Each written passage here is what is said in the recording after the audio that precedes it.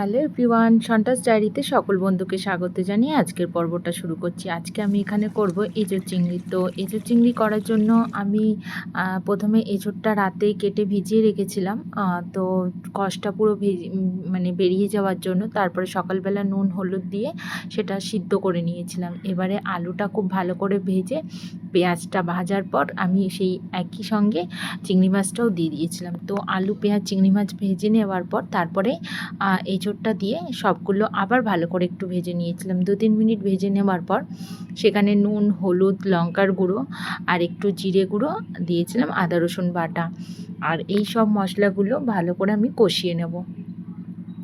2-3 minute ধরে ভালো করে এগুলো কষিয়ে নিচ্ছিলাম আর একটু একটু জল দিয়ে এইভাবে করে কষাচ্ছিলাম। তো কষানো খুব ভালো মতন হয়ে গেলে তারপরে তোমরা এখানে গরম জলও ইউজ করতে পারো বা এমনি নর্মাল জলও দিতে পারো, তবে গরম জলটা দিলে মানে খাবারের স্বাদটা থাকে ভালো।